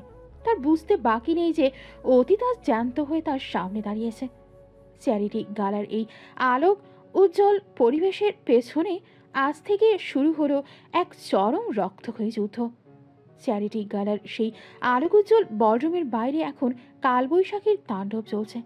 মেঘের গর্জনের সাথে পাল্লা দিয়ে নয়নের কালো রোলস রয়েস গাড়িটি হোটেলের পোর্টিকো ছেড়ে ঢাকার জনশূন্য রাজপথ দিয়ে তীব্র গতিতে ছুটতে শুরু করে। তুমি আমাকে কোথায় নিয়ে যাচ্ছ নয়ন? আমি বাড়ি যেতে চাই। বাড়ি তো আপনি ফিরবেনই মেহের, তবে বাড়ি ফেরার আগে আপনাকে একটু বাস্তবতাটা দেখে নিতে হবে। বাস্তব মানে? তুমি কি আমাকে কিডন্যাপ করছো? কিডন্যাপ করার মতো সস্তা কাজ আমি করি না। আমি তো শুধু আপনাকে আপনার রক্ষাকর্তার আসল চেহারাটা দেখাতে নিয়ে যাচ্ছি। তুমি আঙ্কেলকে হ্যারাস করছো কেন? উনি কি তোমার কোনো ক্ষতি করেছেন? ক্ষতি শব্দটা খুব ছোট মেহের। উনি 20 বছর আগে যে বিভৎসতা চালিয়েছিলেন তার দাম আজ ওনাকে দিতেই হবে। তুমি 20 বছর আগের কথা বলছো কেন? তুমি কি পাগল হয়ে গেছো? পাগল তো আমি 20 বছর আগেই হয়ে গিয়েছিলাম, যেদিন ওই জানোয়ারটা আমার চোখের সামনে আমার সবটুকু কেড়ে নিয়েছিল। কার কথা বলছো তুমি? আঙ্কেল তো একজন স্বনামধন্য ব্যবসায়ী। ব্যবসায়ী তো উনি দিনের আলোতে, রাতের অন্ধকারে উনি একটা পিশাচ যে মেয়েদের মাংস দিয়ে নিজের ক্ষুধা মেটায়। মিথ্যে কথা। আমি তোমার কোনো কথা বিশ্বাস করি না। বিশ্বাস তো আপনাকে করতেই হবে, কারণ আজকের রাতটা আপনার সব বিশ্বাসের সমাধি হবে। নয়ন হঠাৎ ব্রেক কষে রাস্তার একপাশে গাড়ি থামিয়ে দেয়। বৃষ্টির ঝাপটা গাড়ির কাঁচের উপর আসছে পড়ছে, আর ভেতরে নয়নের শরীরের তপ্ত উত্তাপ মেহেরের স্নায়ুগুলোকে অবশ করে দিচ্ছে। গাড়ি থামালে কেন? আমাকে যেতে দাও। যেমন তো বটে, তবে যাওয়ার আগে আপনার এই কাপা কাপিটা একটু কমিয়ে দিই। নয়ন এক ঝটকায় মেহেরকে নিজের দিকে টেনে নেয়। মেহেরের নরম শরীর নয়নের পাথরের মতো শক্ত বুকের সাথে সজোরে লেপটে যায়। নয়নের হাতের মুঠোয় মেহেরের 2 হাত বন্দী। আহ নয়ন, ছাড়ো আমাকে। তুমি লিমিট ক্রস করছো। সীমা তো আমি 20 বছর আগেই পার করে এসেছি মেহের। আজ তো আমি আপনার উপর আমার অধিকার ফেলাচ্ছি। অধিকার? আমি তোমার কেউ না। আপনি আমার পার্টনার, আর পার্টনারের উপর তো পুরো দাবিটা আমার থাকে। তুমি খুব নোংরা। তোমার ওই বন্যতা আমাকে অসুস্থ করে দিচ্ছে। অসুস্থ নয় মেহের, আপনার এই শরীর তো আমার ছোঁয়ার জন্য সুরে কথা বলছে। এই যে আপনার নিঃশ্বাস দ্রুত হচ্ছে, এটাও কি ঘৃণা? Shut up. আমি তোমাকে ঘৃণা করি। ঘৃণা করুন, কিন্তু মনে রাখবেন আজ থেকে আপনার প্রতিটি নিঃশ্বাস আমার অনুমতি ছাড়া চলবে না। নয়ন মেহেরের ঠোঁটের একদম কাছাকাছি মুখ নিয়ে আসে। মেহের প্রতিবাদ করতে গিয়েও রিয়াদের চোখের ওই পৈশাচিক আকর্ষণে স্থির হয়ে যায়। নয়ন খুব গভীরভাবে মেহেরের ঠোঁট কামড়ে ধরে, যা কামনার চেয়েও বেশি ছিল এক ভয়ঙ্কর দম্ভ। নয়ন, থামো। থামব না মেহের। আজকের এই ক্ষত আপনাকে মনে করিয়ে দেবে যে আপনি এখন কার জিম্মায়। নয়ন মেহেরকে ছেড়ে দিয়ে আবার গাড়ি স্টার্ট দেয়। মেহের হাঁপাতে থাকে, তার ঠোঁটের কোণে হালকা রক্তের স্বাদ। সে বুঝতে পারে নয়ন কোনো সাধারণ মানুষ নয়, সে এক ভয়ঙ্কর ঝড় যা তাকে চিড়েগুড়ে খাওয়ার জন্য তৈরি। এদিকে হোটেলের বলরুম থেকে পালিয়ে আসা আকবর শিকদার তার ল্যান্ড ক্রুজারে বসে দরদর করে ঘামছে। তার পাশে বসা তার বিশ্বস্ত দেহরক্ষী রফিক তাকে সামলানোর চেষ্টা করছে। গাড়ি জোরে চালা রফিক, আমাদের সাভারের ওই সিক্রেট ফার্ম হাউসে চল। বস, আপনার শরীর কি ঠিক আছে? আপনি ওভাবে কাঁপছেন কেন? ওই ছেলেটা, ওই নয়ন, ও মানুষ না রফিক, ও 20 বছর আগে সে প্রেতাত্মা। আপনি হয়তো ভুল করছেন বস, ও তো একজন বিজনেসম্যান। আমি ভুল করছি না, ওর চোখের সেই আগুন আমি চিনি। ও সেই শার্টটা কোথা থেকে পেল? 20 বছর আগে আমি ওই শার্টটাই ওকে ড্রেনে ফেলে দিয়েছিলাম। বস শান্ত হন, ফার্ম হাউসে গেলে আপনার মন ভালো হয়ে যাবে। ওখানে নতুন দুটো মেয়ে নিয়ে আসা হয়েছে আপনার জন্য।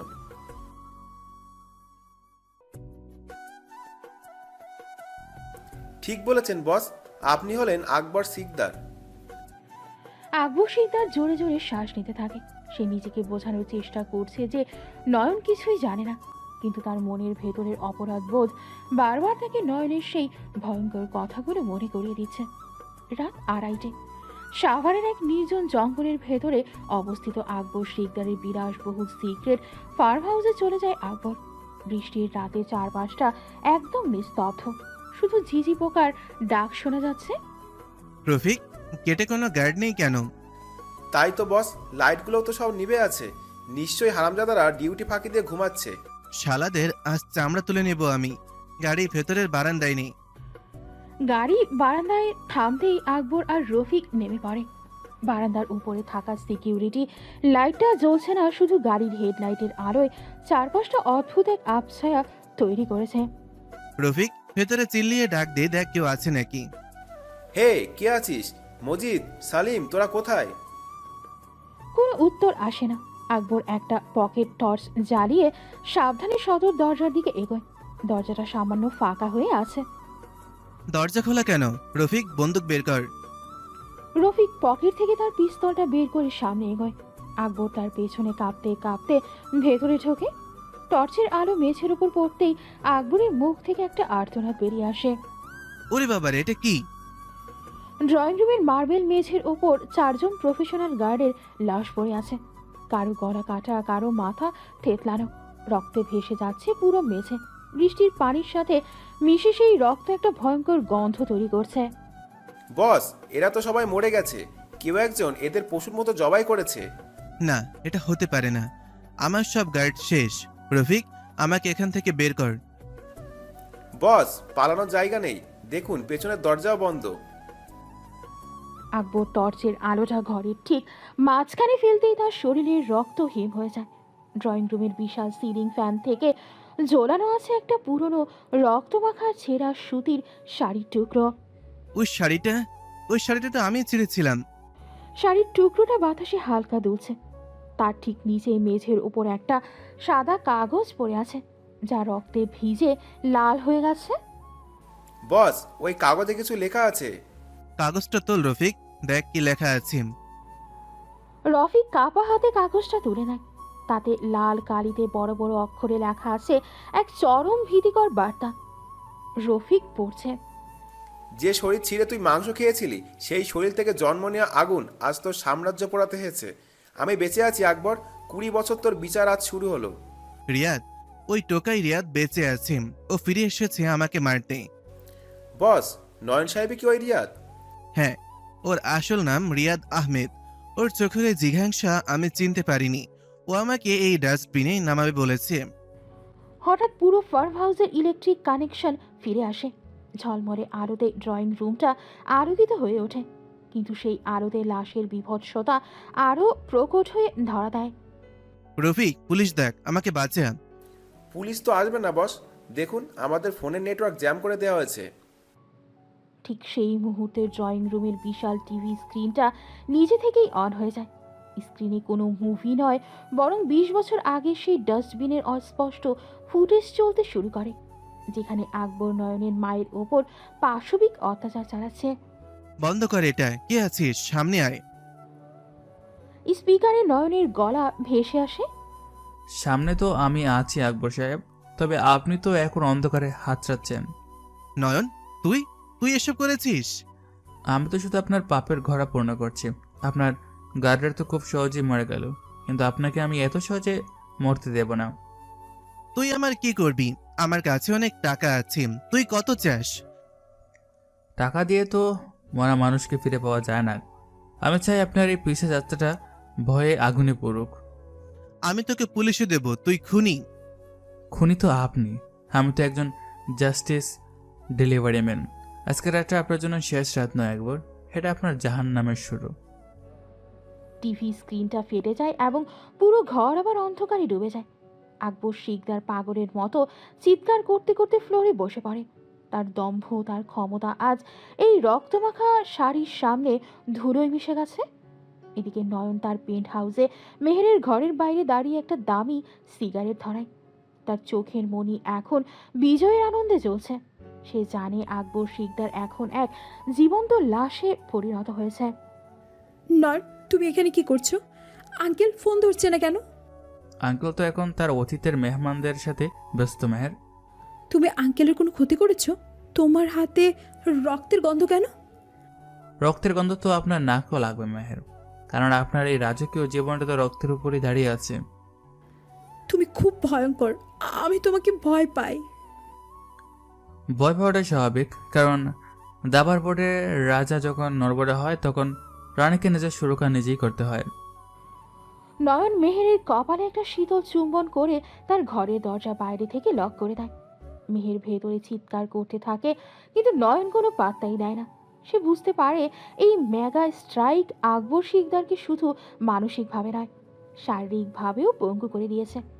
20 বছর আগের সেই টোকাই ছেলেটি আজ তার প্রতিশোধের প্রথম কিস্তি কড়াই গন্ডায় বুঝে নিল। পেন্ট হাউসের ড্রয়িং রুমে সকালের রোদ এসে পড়েও ভেতরের পরিবেশটা চরম থমথমে।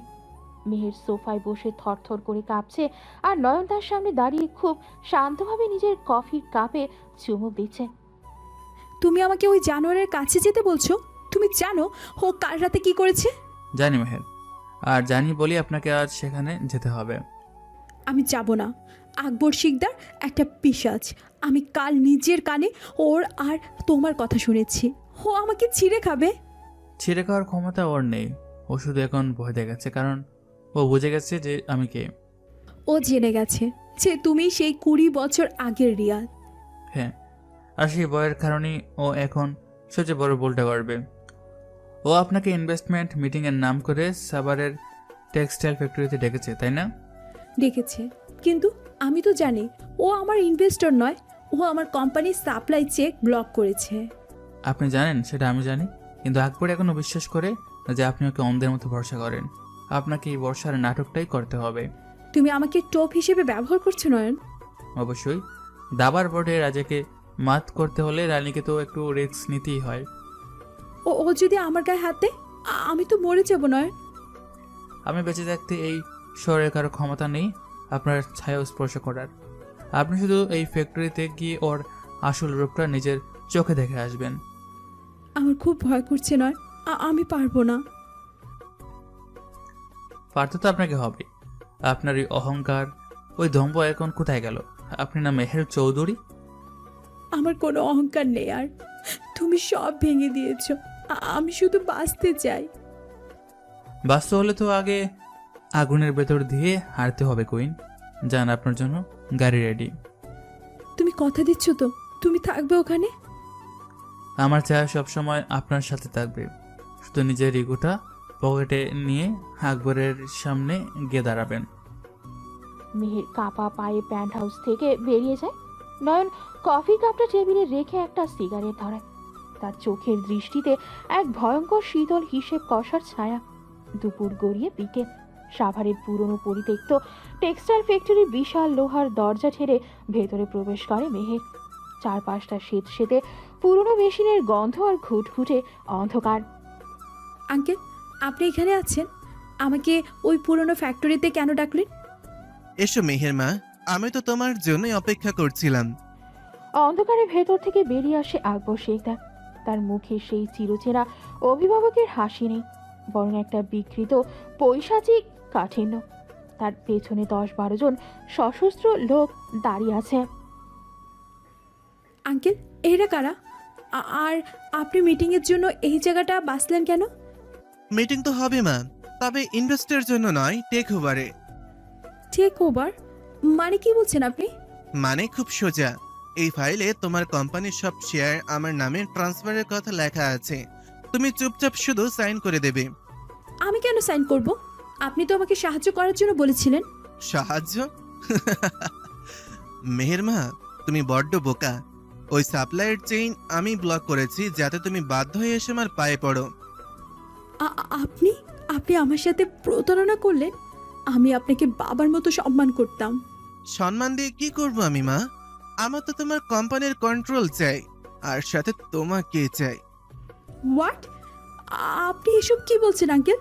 আপনার বয়স হয়েছে, আপনার কি মাথা খারাপ হয়ে গেছে?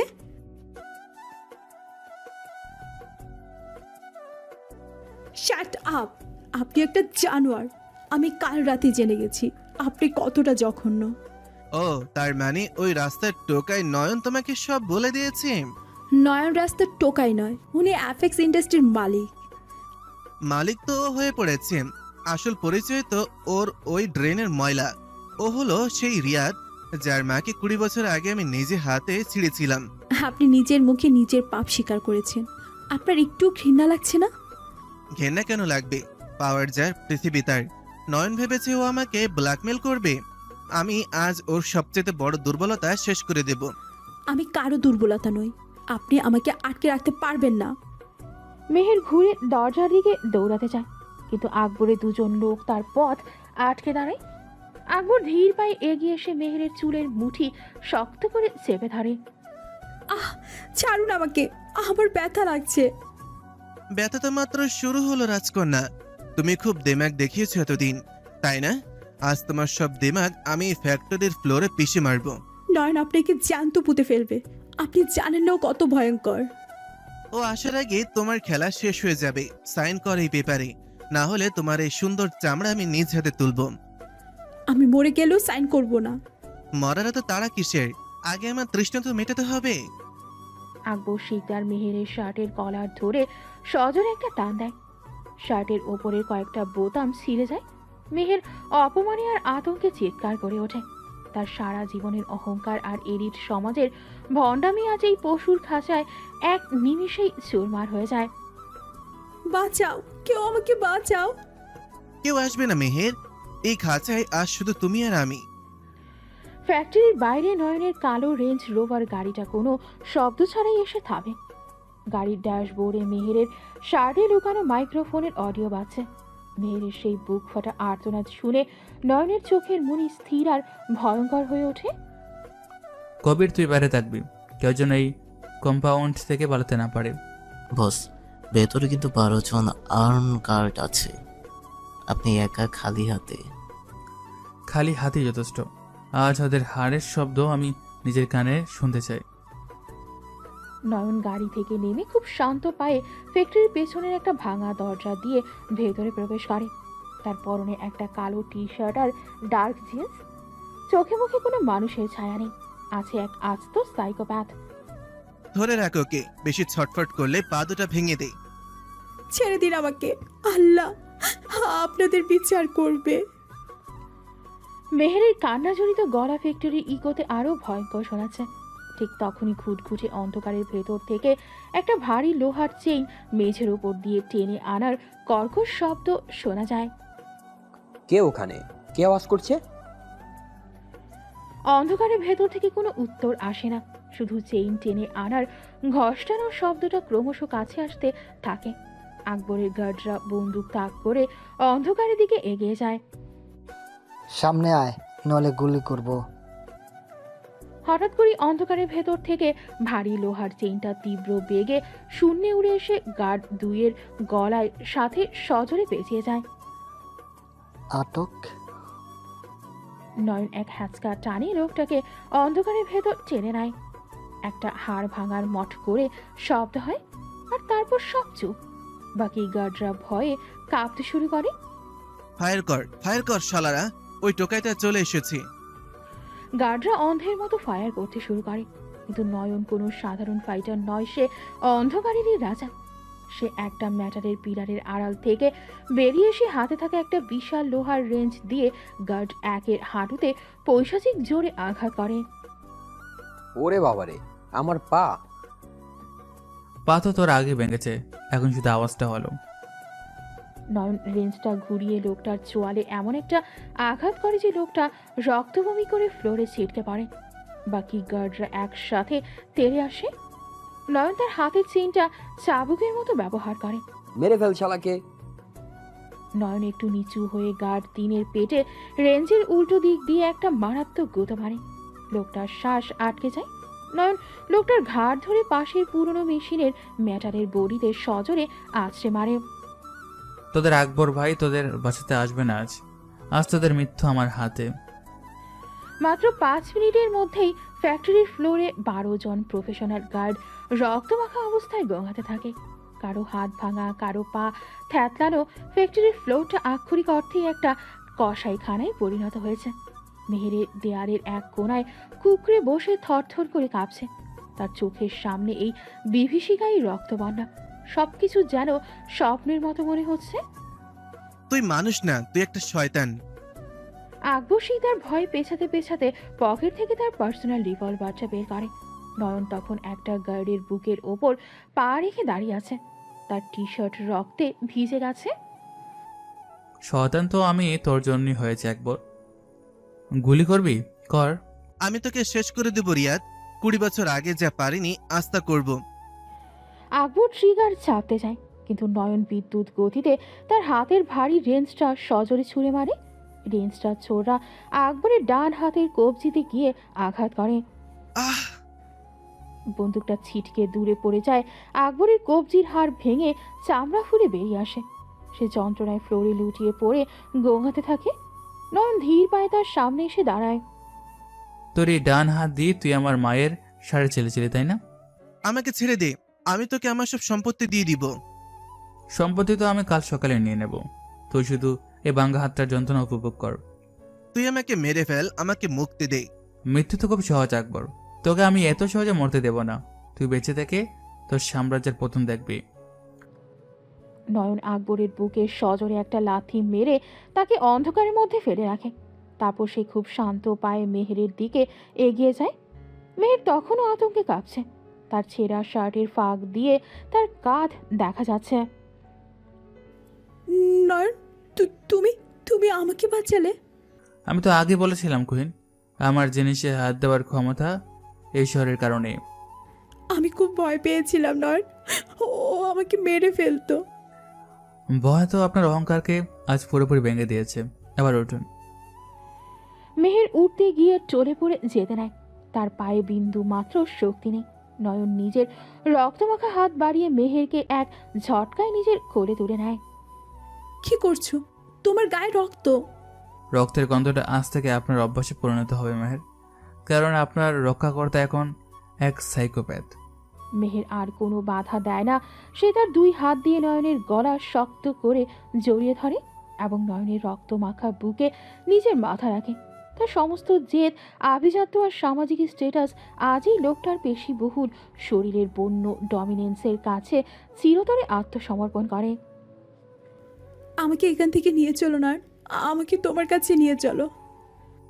আমার কাছে তো আপনি অনেক আগেই চলে এসেছেন মেহের, আজ শুধু নিজের এগুটা ফ্যাক্টরির ময়লায় ফেলে এলেন। নয়ন মেহেরকে কোলে নিয়ে ফ্যাক্টরির লোহার দরজা দিয়ে বাইরে বেরিয়ে আসে। বাইরে তখন হালকা বাতাস বইছে। আকবর শিকদার অন্ধকারে পঙ্গু হয়ে পড়ে থাকে তার জীবনের সবচেয়ে বড় দুঃস্বপ্নের সাক্ষী হয়ে। আর মেহের বুঝতে পারে তার জীবন আজ থেকে ডার্ক টাইকুনের মর্জি অনুযায়ী চলবে। সাভারের সেই রক্তস্নাত ফ্যাক্টরি থেকে মেহেরকে কোলে নিয়ে পেন্ট হাউসে ফেরার পুরোটা রাস্তা নয়ন একদম চুপ ছিল। বাইরে তখন মুষলধারে বৃষ্টি আর বিকট শব্দে বজ্রপাত হচ্ছে। আর পেন্ট হাউসের ড্রয়িং রুমে মেহের ফ্লোরে বসে থরথর করে কাঁপছে। তুমি না গেলেও আজ ওরা আমাকে মেরেই ফেলতো নয়ন।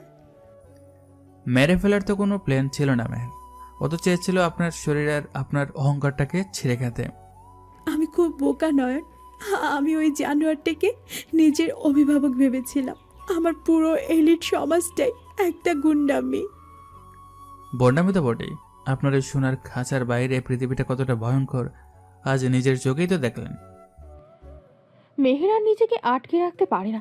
সে হাউমাউ করে কেঁদে ওঠে, দৌড়ে গিয়ে নয়নের রক্তমাখা বুকের ওপর আছড়ে পড়ে এবং নয়নকে শক্ত করে জড়িয়ে ধরে।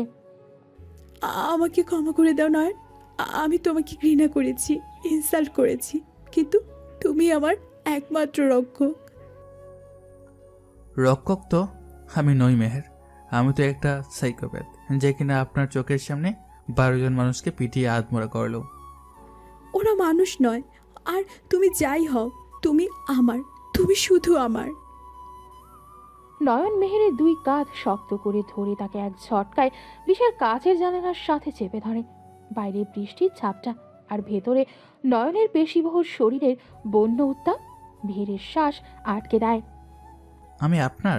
এত সহজে আমাকে নিজের দাবি করছেন কেন? আমার আর কোনো দাবি নেই নয়ন। আমার সব অহংকার আজ ওই ফ্যাক্টরি ফ্লোরে শেষ হয়ে গেছে। অহংকার শেষ হয়েছে নাকি আমার এই শরীরের কাছে আপনি হেরে গেছেন মেহের? আমি হেরে গেছি, পুরোপুরি হেরে গেছি। তুমি আমাকে শাস্তি দাও, আমাকে যা খুশি করো, শুধু আমাকে দূরে ঠেলে দিও না। মেহেরের ছেঁড়া শার্টের ফাঁক দিয়ে তার ভেজা শরীর কাঁপছে। নয়নের চোখের মনি এক ভয়ঙ্কর বন্য কামনায় স্থির হয়ে যায়। সে মেহেরের দুই হাত কাচের জানালার সাথে চেপে ধরে। শাস্তি তো আপনাকে পেতেই হবে মেহের, কারণ আপনার ওই রাজকীয় রূপ এতদিন আমাকে খুব তাচ্ছিল্য করেছে। আমার রূপ, আমার শরীর, আমার সব অস্তিত্ব আজ থেকে শুধু তোমার নয়ন। তুমি আমাকে গ্রহণ করো। গ্রহণ তো আমি করবই, তবে আমার ছোঁয়ার কোনো মায়া থাকবে না, থাকবে শুধু অধিকার। নয়ন আর কোনো কথা না বলে মেহেরের ঠোঁটের ওপর খুব বন্য আর ডেসপারেট ভাবে নিজের ঠোঁট চেপে ধরে। এই চুম্বনে কোনো নরম প্রেম ছিল না, ছিল এক পৈশাচিক আধিপত্য। নয়ন, আমাকে ছিঁড়ে ফেলো তুমি।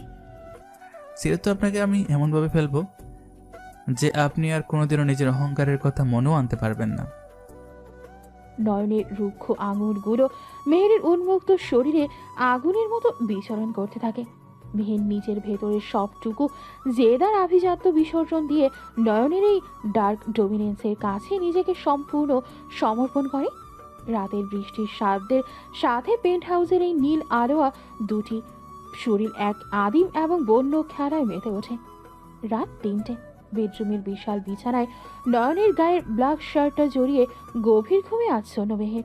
তার মুখে কোনো অহংকার নেই, আছে শুধু এক চূড়ান্ত সমর্পণের প্রশান্তি। নয়ন ধীর পায়ে বিছানা থেকে উঠে পেন্ট হাউসের সিক্রেট রুমে প্রবেশ করে। আপনি রেগেছেন? হ্যাঁ, মেহের ঘুমাচ্ছে, ওর জন্য আমার ফোকাস নষ্ট হওয়া যাবে না কবির। আমার আসল কাজ এখনো বাকি। আকবর শিকদারের ব্যাপারে কি নির্দেশ বস?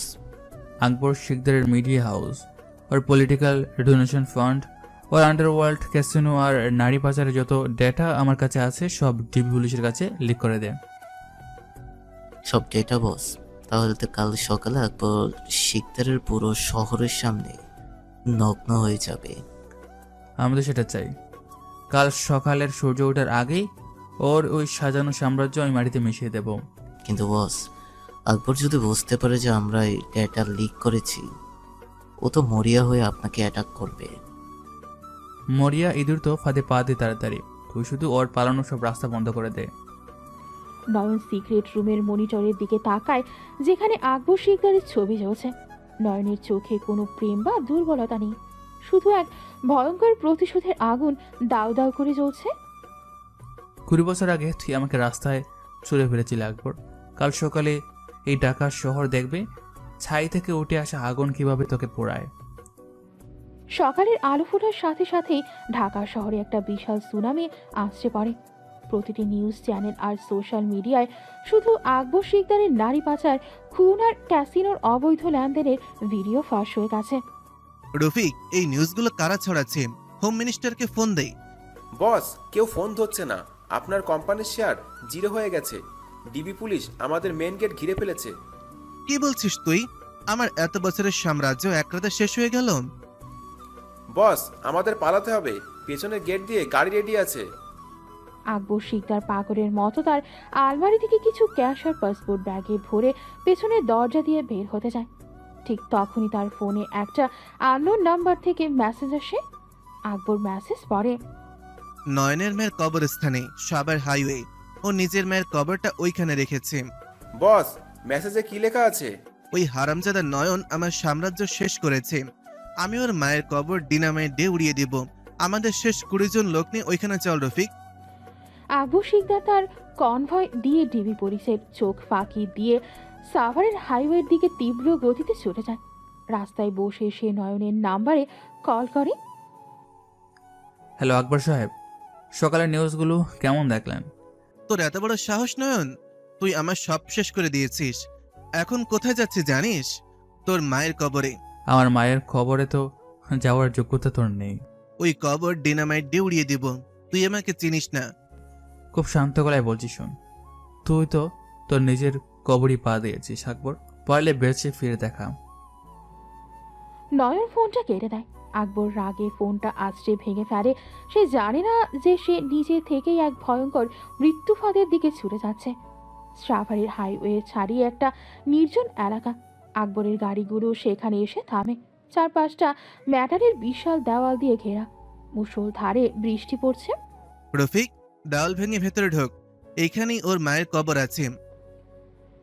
আকবরের লোকেরা গেট ভেঙে ভেতরে ঢোকে, কিন্তু ভেতরে কোনো কবরস্থান নেই। পুরো এলাকাটা কাদা, ময়লা আর পুরনো আবর্জনায় ভর্তি। এটা ঠিক 20 বছর আগের সেই ঢাকার বস্তির ডাস্টবিনটার হুবহু রেপ্লিকা। বস, এখানে তো কোনো কবর নেই। এটা তো একটা বিশাল ডাস্টবিন। ডাস্টবিন? ও আমাকে এখানে কেন পাঠালো? ঠিক তখনই ম্যাটারের দেওয়ালের ওপারে বিশাল ফ্লাড লাইটগুলো একটা একটা করে বিকট শব্দ করে নিভে যায়। পুরো এলাকা ঘুটঘুটে অন্ধকারে ডুবে যায়। বৃষ্টির আওয়াজ ছাড়া আর কোনো শব্দ নেই। কারণ তোর আসল জায়গা তো এই ডাস্টবিনই আকবর। কে? নয়ন? কোথায় তুই? ফায়ার কর শালারা। আকবরের 20 জন আর্মড লোক অন্ধের মতো চারিদিকে গুলি চালাতে শুরু করে। কিন্তু নয়ন এই অন্ধকারেরই অবিসংবাদিত রাজা। তার হাতে কোনো বন্দুক নেই, আছে শুধু একটা ভারী লোহার রড। আমার পা! অন্ধকারের ভেতর থেকে নয়ন একটা শিকারী চিতার মতো বেরিয়ে এসে এক গার্ডের হাঁটুতে সজোরে আঘাত করে, আবার অন্ধকারে মিলিয়ে যায়। গুলি চালা, ওকে জ্যান্ত ধর। জ্যান্ত তো তোরা কেউ এখান থেকে ফিরবি না। 20 বছরের প্রতিটা সেকেন্ডের হিসাব আমি এই খাতায় নেব। নয়ন অন্ধকারের ভেতর থেকে এক এক করে আকবরের লোকগুলোকে পশুর মতো শিকার করতে থাকে। ভারী রডের আঘাতে কারো ঘাড় মটকে যাচ্ছে, কারো পাঁজরের হাড় চুরমার হয়ে যাচ্ছে। বৃষ্টির শব্দের সাথে মিশে যাচ্ছে শুধু হাড় ভাঙার বিভৎস শব্দ আর আর্তনাদ। 10 মিনিটের মধ্যে আকবরের 20 জন লোক কাদার মধ্যে রক্তমাখা অবস্থায় লুটিয়ে পড়ে। হঠাৎ করে এরিনার মাঝখানের একটা স্পটলাইট জ্বলে ওঠে। সেই আলোর নিচে কাদার মধ্যে কাঁপতে কাঁপতে দাঁড়িয়ে আছে আকবর শিকদার। তার চারদিকে শুধু তার লোকেদের লাশ। তো রাজত্ব আজ শেষ আকবর। নয়ন শান্ত পায়ে আলো নিচে এসে দাঁড়ায়। তার কালো টি শার্ট বৃষ্টি আর রক্তে ভিজে একাকার। হাতে সেই ভারী লোহার রডটা। আমাকে মেরো না রিয়াদ, আমাকে ছেড়ে দাও। আমি তোমার মায়ের পা ধরে ক্ষমা চাইব। আমার মা তো 20 বছর আগে মারা গেছে, তুই ক্ষমা কার কাছে চাইবি? আকবর পকেট থেকে একটা সুইচ গিয়ার চাকু বের করে পাগলের মতো নয়নের দিকে তেড়ে যায়, কিন্তু নয়ন একটুও না সরে রডটা সজোরে ঘুরিয়ে আকবরের ডান হাতের কবজিতে আঘাত করে। চাকুটা ছিটকে পড়ে যায়। আকবরের কবজি ভেঙে চুরমার হয়ে যায়। নয়ন বিন্দুমাত্র সময় নষ্ট না করে রড দিয়ে আকবরের 2 পায়ের হাঁটুতে পরপর দুটো পৈশাচিক বাড়ি মারে। হাঁটুর হাড় গুড়িয়ে আকবর কাদার মধ্যে মুখ থুবড়ে পড়ে। এই কাদাতেই তুই আমাকে ছুঁড়ে ফেলেছিলি, আজ তুই নিজে এই কাদার পোকা হয়ে গেলি। আমাকে মেরে ফেল, এই যন্ত্রণা আমি আর সহ্য করতে পারছি না। মৃত্যু তো খুব আরামের জিনিস, তোর শাস্তি তো এখনো বাকি। নয়ন কাদার মধ্যে নিচু হয়ে আকবরের চুলের মুঠি ধরে তার মুখটা ওপরে ধরে পকেট থেকে নিজের ফোনটা বের করে ভিডিও রেকর্ড অন করে। বল, 20 বছর আগে এই ডাস্টবিনে তুই আমার মায়ের সাথে কি করেছিলি বল। আমি তোকে রেপ করেছিলাম, আমি খুন করেছিলাম, আমাকে ছেড়ে দে। তোর এই কনফেশনটা পুরো দেশের মানুষ দেখবে। তুই বেঁচে থেকে তোর এই কুকুরটির অপমান সহ্য করবি। নয়ন আকবরের মুখটা সজোরে কাদার মধ্যে চেপে ধরে। তারপর সে উঠে দাঁড়িয়ে ডিবি পুলিশকে লোকেশনটা সেন্ড করে দেয়। 20 বছর পর টোকাই নয়ন তার মায়ের রক্তের দাম এই ডাস্টবিনের কাদাতেই কড়াই গন্ডায় বুঝিয়ে নিল। পরের দিন সকালের রোদ তখন পেন্ট হাউসের কাচের জানালা দিয়ে ভেতরে উকি দিচ্ছে। নয়ন ফ্রেশ হয়ে একটা সাদা শার্ট পরে সোফায় বসে আছে। মেহের দৌড়ে এসে নয়নকে শক্ত করে জড়িয়ে ধরে। আমি নিউজ দেখছি নয়ন, সব শেষ। ওই জানোয়ারটা শেষ। পুলিশ ওকে পঙ্গু অবস্থায় অ্যারেস্ট করেছে। হ্যাঁ, ওর অধ্যায় এখানেই শেষ। আমি খুব খুশি নয়ন। এবার আমরা সব ভুলে নতুন করে শুরু করব। তুমি আর আমি মিলে আমাদের কোম্পানিটা আবার দাঁড় করাবো। নয়ন মেহেরের দিকে তাকিয়ে একটা বাঁকা ভয়ঙ্কর হাসি দেয়। সে মেহেরকে নিজের বুক থেকে একটু সরিয়ে দিয়ে পাশের টেবিল থেকে একটা পুরনো হলুদ হয়ে যাওয়া ডায়েরি তুলে মেহেরের হাতে দেয়। নতুন করে তো শুরু করবেন কুইন, কিন্তু তার আগে এই ডায়েরিটা তো একটু পড়তে হবে। এটা কিসের ডায়েরি নয়ন? পড়ুন, শেষের দিকে পাতাটা খুলুন।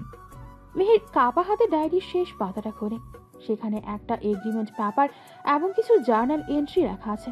পড়তে পড়তে মেহেরের চোখের মণি বিস্ফোরিত হয়ে যায়। তার হাত থেকে ডায়েরিটা ফ্লোরে খসে পড়ে। না, এটা হতে পারে না। এটা মিথ্যা। মিথ্যা নয় মেহের। 20 বছর আগে আকবর শিকদার একা আমার মাকে দর্শন করেনি। আকবরকে ওই বস্তিতে পথ চিনিয়ে নিয়ে গেছিল আপনার নিজের বাবা। বাবা? আমার বাবা কেন ওটা করবে? বাবা তো খুব ভালো মানুষ ছিলেন। ভালো মানুষ? আপনার বাবা তখন আকবরের বিজনেস পার্টনার ছিল।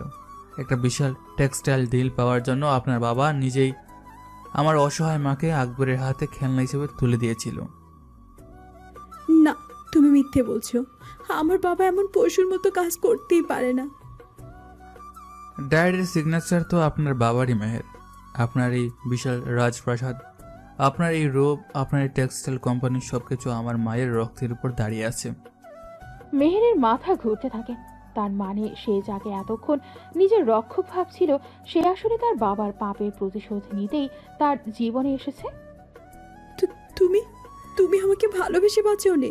তুমি শুধু আমার অহংকার ভাঙার জন্য আমার পিছনে পড়েছিলে। না কুইন, আমি তো আপনার বাবার পাপের প্রায়শ্চিত্ত আপনার শরীর আর আপনার অহংকার দিয়ে করাতে চেয়েছিলাম।